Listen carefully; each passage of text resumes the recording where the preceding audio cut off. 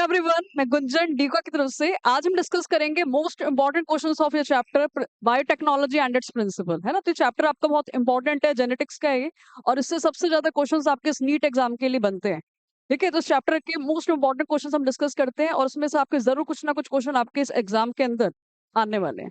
ठीक है, तो देखो सबसे पहला क्वेश्चन आपका क्या है। The tag polymerase enzyme is obtain from, जो हमारी टैग पॉलीमरेज एंजाइम होती है वो कहाँ से ऑब्टेन की जाती है। तो tag polymerase enzyme is obtain from the thermos aquaticus. ठीक है, क्योंकि यहाँ पे टी कौन है, that is a thermos and एक इज एक्वाटिकस।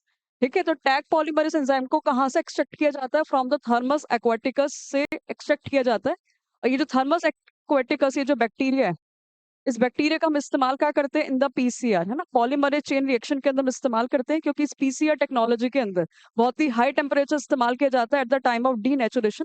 तो हाई टेम्परेचर को टॉलरेट करने के लिए एंजाइम भी हमें कौन सी चाहिए जो उस टेम्परेचर को टॉलरेट कर सके। ठीक है, तो पीसीआर के अंदर कौन सी एंजाइम इस्तेमाल की जाती है, टैग पॉलीमरेज एंजाइम इस्तेमाल की जाती है, जो कहाँ से आती है, फ्रॉम द थर्मस एक्वाटिकस। यानी यहाँ तक ठीक है। आगे क्वेश्चन है, which of the following is an endonuclease. ठीक है, तो कौन इसमें एंडोन्यूक्लियोसिस है, तो हमें पता है एंडोन्यूक्लियोसिस एंजाइम कौन सी होती है, विच cut the DNA at middle, जो डीएनए को बीच में से कट करती है, तो उसको हम क्या बोलते हैं, दैट इज एंडोन्यूक्लियोसिस। ठीक है, तो उसमें से कौन एंडोन्यूक्लियोसिस है, DNase one, Hind two, proteases या फिर आरएनए रिस्ट्रिक्शन, तो that is a Hind two. ठीक है, और हिंट टू की फुल फॉर्म अगर हम देखें तो क्या होती है, that is a Haemophilus, Haemophilus influenzae, Haemophilus influenzae D two. ठीक है, तो ये कौन है, that is the enzyme, restriction enzyme है हीमोफाइलस डी टू। ठीक है, और इस हिंट टू क्या है, that is एंटीक्लेसिस enzyme which cut the DNA at middle. ठीक है, तो नेक्स्ट क्वेश्चन है हमारा, नेक्स्ट क्वेश्चन क्या है, which of the following restriction enzymes produces the blunt and. ठीक है, 2016 के अंदर क्वेश्चन आया है कि कौन सी एंजाइम है जो ब्लंट एंड प्रोड्यूस करती है। अभी ब्लंट क्या होता है, ठीक है, ब्लंट एंड मतलब क्या होता है, यानी कि इसके अंदर क्या होगा, स्टिकी एंड्स नहीं होंगे, यानी कि बिल्कुल ऐसे स्ट्रेट कट जाएगा। तो स्ट्रेट अगर कट रहा है तो ब्लंट एंड है वो।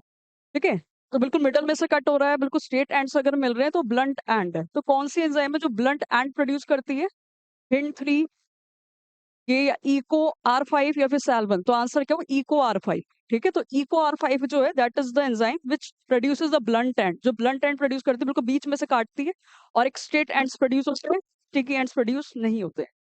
यानी आता है कि ठीक है, तो इको R5। ठीक है, अब उसके बाद कौन सा आता है, which of the following is not a component of a downstreaming process. Downstreaming process में कौन नहीं आ रहा है, तो हमें पता है बिल्कुल हमारी जो बायोटेक्नोलॉजी है, इस बायोटेक्नोलॉजी का जो एंड प्रोसेस होता है वो डाउनस्ट्रीमिंग प्रोसेसेस ही होता है। ठीक है, तो डाउनस्ट्रीमिंग प्रोसेसेस में क्या किया जाता है, प्योरिफिकेशन किया जाता है मटेरियल का, सेपरेशन किया जाता है, प्रिजर्वेशन किया जाता है, बट एक्सप्रेशन नहीं किया जाता है।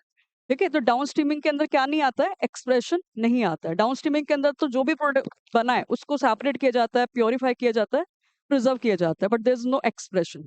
ठीक, तो डाउन स्ट्रीम प्रोसेसिंग के अंदर क्या नहीं आता है, एक्सप्रेशन नहीं आता है।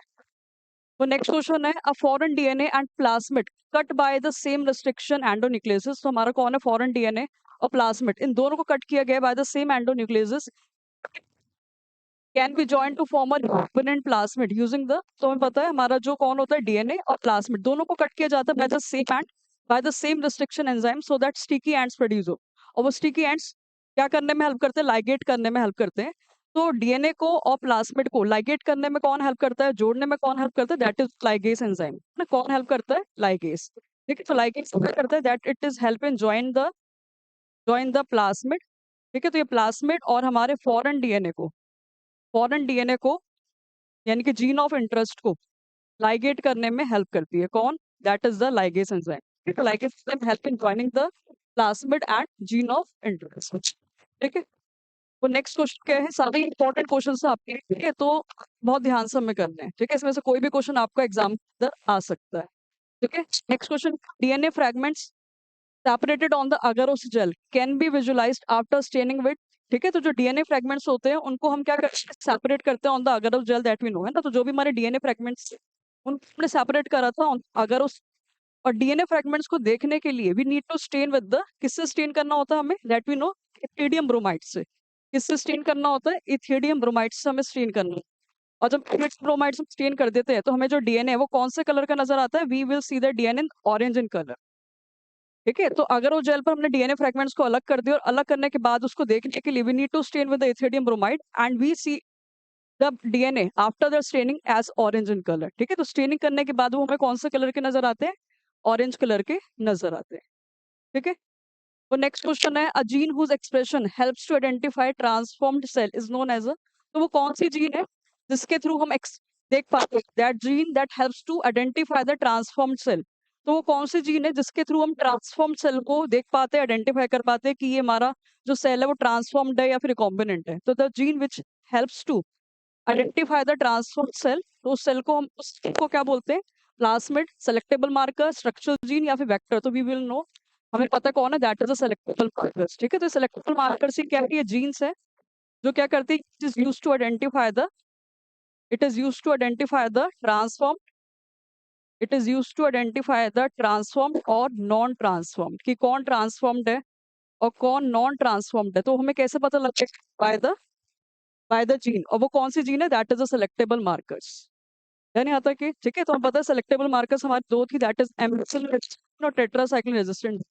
ठीक है, तो इन दो जीन्स के थ्रू हम चेकआउट कर सकते हैं कि हमारा जो सेल है वो ट्रांसफॉर्म्ड है या फिर नहीं। ठीक है, नेक्स्ट क्वेश्चन आपका 2012 के अंदर क्वेश्चन आएगी a single strand of nucleic acid, a single strand of nucleic acid tag with the radioactive molecule called. तो एक single strand of nucleic acid है और उसको किससे टैग किया गया है? Is tag with the radioactive molecule, तो उसको हम क्या बोलते हैं?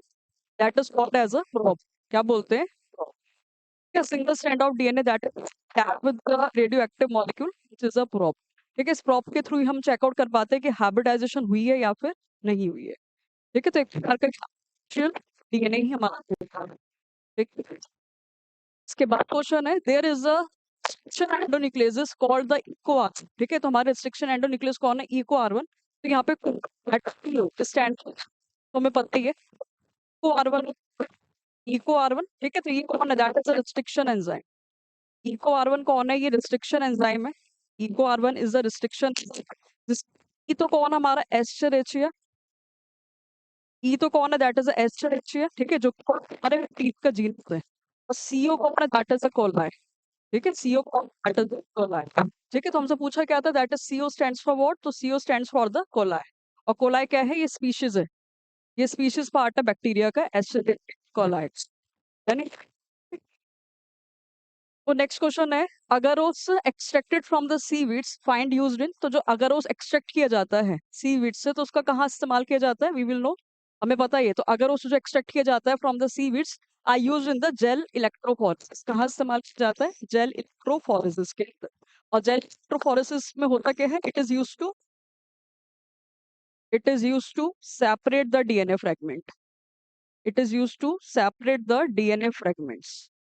ठीक है, तो डीएनए फ्रेगमेंट्स को सेपरेट करने के लिए, ठीक है, डीएनए फ्रेगमेंट्स को सेपरेट करने के लिए हम कौन सा टेक्निक का इस्तेमाल करते हैं? Gel electrophoresis. और जेल इलेक्ट्रोफोरेसिस के अंदर कौन सा जेल हमने यूज करा? अगर उस जेल का हमने इस्तेमाल किया। ठीक है, और अभी प्रीवियस हमने देखा था डीएनए को स्टेन किया जाता है विद द इथिडियम ब्रोमाइड, और स्टेन करने के बाद हमें जो डीएनए फ्रेगमेंट्स है वो कौन सा कलर के नजर आते हैं? ऑरेंज कलर के नजर आते हैं। यानी आता कि ठीक है, तो 2011 के अंदर क्वेश्चन आया ये। नेक्स्ट क्वेश्चन है plant resistant to dash have been created with the application of RNA interference. ठीक है, तो प्लांट किसके टुवर्ड रेजिस्टेंट हो जाता है? अगर हमने उस पर कौन सी टेक्निक अप्लाई कर दी है? आरएनए इंटरफेरेंस की टेक्निक अप्लाई कर दी है। तो ठीक है, तो अगर हमने प्लांट के अंदर आरएनए इंटरफेरेंस की टेक्निक को अप्लाई कर दिया है तो प्लांट रेजिस्टेंट हो जाता है to the worms. Plants are get resistant toward the nematodes. ठीक है, तो प्लांट किसके टुवर्ड रेजिस्टेंट होता है? नीमाटोड्स के टुवर्ड रेजिस्टेंट हो जाता है। ठीक है, नेक्स्ट क्वेश्चन है successful polymerase chain reaction can not be created out which of the following. है ना, तो पीसीआर जो है पॉलीमरेज चेन रिएक्शन है वो किसके बिना नहीं हो सकती है? All four DNA bases, DNA polymerase, both A and B, या फिर ओनली ए? तो हमें पता है एक तो डीएनए बेसिस हमें चाहिए होते हैं और साथ में हमें डीएनए पॉलीमरेज, ये दोनों हमें चाहिए होंगे फॉर द पीसीआर। ठीक है, और हमें पता है डीएनए पॉलीमरेज भी हमें स्पेशल टाइप की डीएनए पॉलीमरेज चाहिए होती है, that is a tag polymerase. कौन सी चाहिए होती है हमें? Tag polymerase. और ये जो टैग पॉलीमरेज एंजाइम है वो कहाँ से आती है? It is come from the thermos aquaticus. कहाँ से आती है? फ्रॉम द थर्मस एक्वाटिकस से। ठीक है, जो क्या कर सकती है? हाई टेम्परेचर को टोलरेट कर सकती है। तो पीसीआर टेक्निक के अंदर कौन सी एंजाइम का इस्तेमाल करते हैं? थर्मस एक्वाटिकस टैग पॉलीमरेज का इस्तेमाल करते हैं। तो 4 डीएनए बेसिस और ये डीएनए पॉलीमरेज दोनों जरूरी है फॉर द पीसीआर।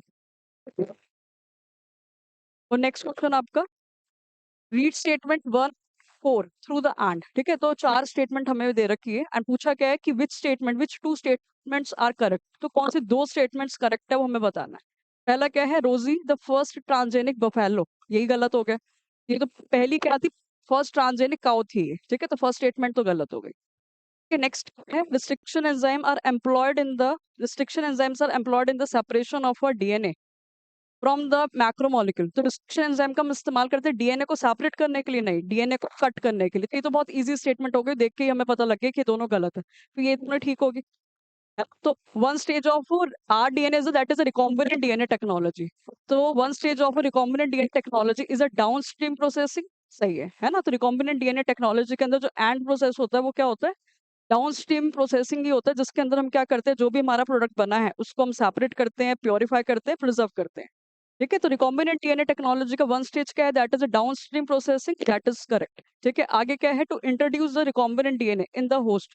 अगर हमें रिकॉम्बिनेंट डीएनए को होस्ट में इंसर्ट करना है तो हमें पैथोजन का इस्तेमाल करना होता है। Disarmed pathogen vector are also utilise, तो हमें वेक्टर का इस्तेमाल करना होता है, दैट इज करेक्ट। ठीक है, तो ऑप्शन कौन सा जाएगा, कौन सी स्टेटमेंट करेक्ट है, तो स्टेटमेंट 3 एंड 4। ठीक है, स्टेटमेंट 3 एंड 4 यानी यहाँ तक ये। ठीक है, आगे क्वेश्चन है, which kind of the rice was patented by the US company despite the fact that the majority of the variants of this rice are found in India. ठीक है, तो कौन सा राइस को पेटेंट किया गया था बाय द यूएस कंपनी, तो कौन सा राइस को पेटेंट किया था, दैट इज द बासमती। किसको पेटेंट करा था, बासमती को, बाय द यूएस कंपनी।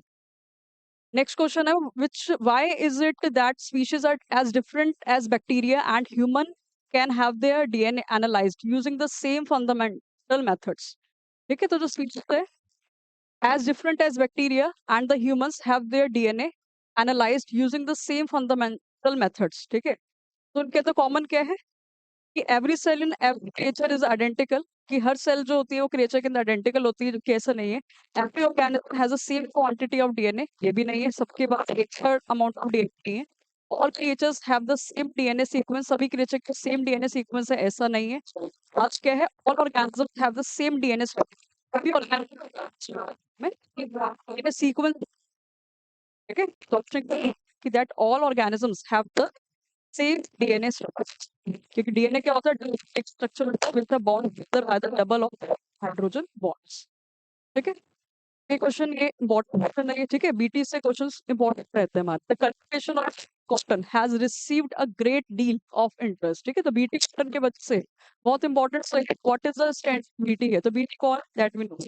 ठीक है, बीटी कौन, यहाँ पर हमारा बैसिलस thuringiensis है ना। और बैसिलस thuringiensis एक बैक्टीरिया है जिससे हमने जीन को एक्सट्रैक्ट करा, और वो जीन क्या बन, टॉक्सिन बनाती है, जिसकी वजह से हमारा प्लांट क्या हो गया था, इंसेक्ट रेजिस्टेंट हो गया था।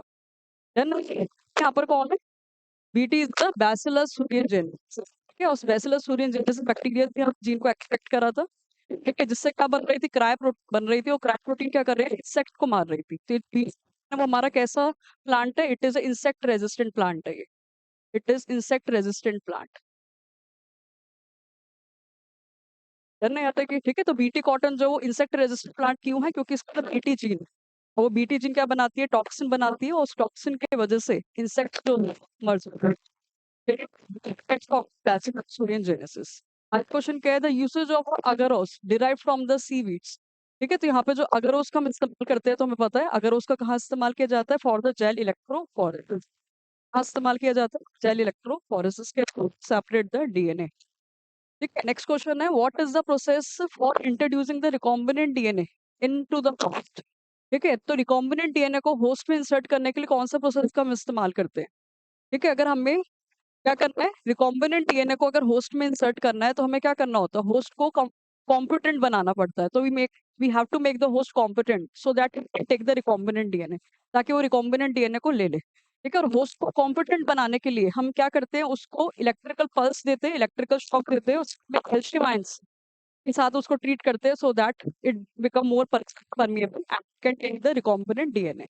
ठीक है, तो हमारा जो होस्ट सेल है वो कॉम्पिटेंट हो जाए, रिकॉम्बिनेंट डीएनए को एक्सेप्ट कर ले, तो उसको किसके साथ ट्रीट किया जाता है? इलेक्ट्रिकल पल्स के साथ, और साथ में उसको कैल्शियम आयंस के साथ ट्रीट किया जाता है। पोस्ट बिल डन आता है कि ठीक है। अब देखो आगे क्वेश्चन है, what is the illustration of a gene therapy? तो जीन थेरेपी क्या किया जाता है ना? तो हमें पता है जीन थेरेपी इज व्हाट, जिसके अंदर इनकरेक्ट जीन को करेक्ट किया जाता है, isn't it? That is the gene therapy, जो सबसे पहले 4 साल के बच्चे पर की गई थी। ठीक है, तो जीन थेरेपी में क्या होगा? Manufacture of the injectable hepatitis B vaccine. Gene therapy के अंदर वैक्सीन बनाई है नहीं, है ना? जीन थेरेपी के अंदर तो क्या होता है, इनकरेक्ट जीन को, जीन थेरेपी के अंदर तो क्या है, इनकरेक्ट जीन को क्या किया जाता है, वो करेक्ट किया जाता है। इनकरेक्ट जीन को क्या किया जाता है, करेक्ट किया जाता है, यानी कि बाहर से ही जीन को इंसर्ट किया जाता है, सो दैट जो जीन वो जो जीन वो फंक्शन परफॉर्म नहीं कर रही थी, तो बाहर से इंसर्ट करने पर क्या होगा, वो जीन फंक्शन परफॉर्म करेगी। ठीक है, तो इससे वैक्सीन बन सकता है। Development of a vaccination for the edible crops. ठीक है, इससे वैक्सीनेशन हुई है नहीं। The insertion of the adenosine deaminase gene in the SCID patients. ठीक है, insertion of adenosine deaminase gene, ठीक है ये। ठीक है, क्योंकि जीन थेरेपी का तरीका होता है इनकरेक्ट जीन को करेक्ट किया जाता है, और कैसे करेक्ट किया जाता है? Bye inserting the gene inside the organism. ठीक है, तो जो कौन होता है, पेशेंट्स होते हैं, स्किड पेशेंट्स कौन से होते हैं, जिनकी बॉडी के अंदर लिम्फोसाइट्स का अमाउंट क्या होता है, बहुत कम होता है। स्किड्स कौन होता है? वो चाइल्ड बॉडी जिनके अंदर लिम्फोसाइट्स क्या है, बहुत कम है, या फिर वो ठीक से काम नहीं कर पा रहे हैं। ठीक है, तो स्किड पेशेंट्स के अंदर क्या होता है, इंसर्ट किए जाते जीन को इंसर्ट किया जाता है, यूरोसाइन डीअमीनेज जीन को इंसर्ट किया जाता है, सो दैट उनकी बॉडी के अंदर क्या डेवलप हो जाए, इम्यूनिटी डेवलप हो जाए। ठीक है, तो जीन थेरेपी के अंदर क्या होगा, insertion of adenosine deaminase gene in the SCID patients. ठीक है, और स्किड पेशेंट्स कौन होते हैं, जिनकी बॉडी के अंदर लिम्फोसाइट्स का अमाउंट बहुत कम होता है, या फिर वो प्रॉपरली फंक्शन नहीं करते हैं, जिसकी वजह से इनकी बॉडी के अंदर जो इम्यूनिटी होती है वो कम होती है। ठीक है, तो स्किड पेशेंट्स के अंदर क्या इंसर्ट किया जाता है, डीअमीनेज जीन को इंसर्ट किया जाता है, that they can develop the immunity. यानी आता है कि ठीक है। अब देखो आगे क्वेश्चन आपका, what enzyme is responsible for the removal of the nucleotide from the DNA ends? ठीक है, तो वो कौन सी एंजाइम है जो न्यूक्लियो एंड्स को कट करेगी फ्रॉम द एंड? ठीक है, तो एंड्स से कौन सी एंजाइम कट करती है, दैट व्हिच इज एक्सोन्यूक्लियोसिस। मिडल से बोलेगा तो एंडोन्यूक्लियोसिस। ठीक है, तो कौन सी एंजाइम है that removal the nucleotides from the DNA ends? तो एंड से कौन कट करता है, एक्सोन्यूक्लियोसिस। कौन कट करता है, एक्सोन्यूक्लियोसिस। ठीक है, आपके question number, which of the following component does biotechnology include? Biotechnology के अंदर क्या क्या चीजें इन्वॉल्व होती है? बायोटेक्नोलॉजी के अंदर हम जीन को क्रिएट करते हैं, इन विट्रो फर्टिलाइजेशन हो सकती है, या और fixing a gene such as incorrect, है ना? तो जो इनकरेक्ट जीन को रिप्लेस करके करेक्ट जीन को डाला जाता है, और क्रिएटिंग अ डीएनए वैक्सीन। ठीक है, तो ये सब चीजें इन्वॉल्व होती है इसके अंदर बायोटेक्नोलॉजी की। ठीक है, तो बायोटेक्नोलॉजी के थ्रू हम वैक्सीन भी बनाते हैं। ठीक है, इनकरेक्ट जीन को करेक्ट भी करते हैं, विट्रो फर्टिलाइजेशन भी हो सकती है, और जीन भी क्रिएट किया जाता है। ठीक है, तो all are the part of the biotechnology. ठीक है, तो ऑप्शन क्या जाएगा, 1 2 3 4। नहीं आता कि ठीक है, आगे क्वेश्चन है वो, सेलेक्ट द एप्रोप्रिएट स्टेटमेंट। आपको एप्रोप्रिएट स्टेटमेंट यानी कि कौन सा स्टेटमेंट यहाँ पर करेक्ट है। क्या है, IARI यानी कि Indian Agriculture Research Institute has created a vitamin C which mustard cultivars. ठीक है, तो इंडियन IARI यानी कि इंडियन एग्रीकल्चर रिसर्च इंस्टीट्यूट ने मस्टर्ड प्लांट बनाया है, जिसके अंदर क्या है, विटामिन सी का कंटेंट ज्यादा है। तो ये स्टेटमेंट करेक्ट है। ठीक, तो ये बनाया है IARI ने, क्या बनाया, मस्टर्ड बनाया है, जिसके अंदर विटामिन सी कंटेंट क्या है, ज्यादा है। ठीक है, आगे क्या है, the Pusa Sawani cultivars of okra is aphid resistant. ठीक है, ओकरा क्या, दैट इज अ भिंडी। ठीक है, और वो कौन सी ओकरा, दैट इज अ पूसा सवानी। ये रेजिस्टेंट है टुवर्ड द एफिड्स, ये एफिड्स के टुवर्ड रेजिस्टेंट, और एफिड्स कौन होता है, हमारे एक प्रकार के इंसेक्ट्स होते हैं।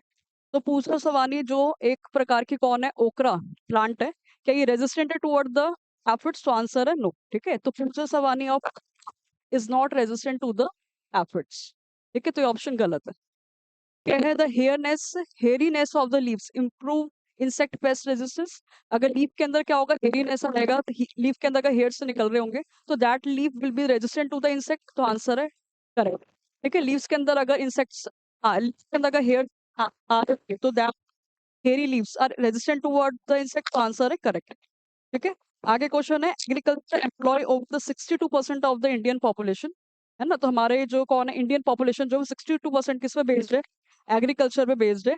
और इससे कितना जीडीपी डेवलप होता है? 33% जीडीपी करेक्ट।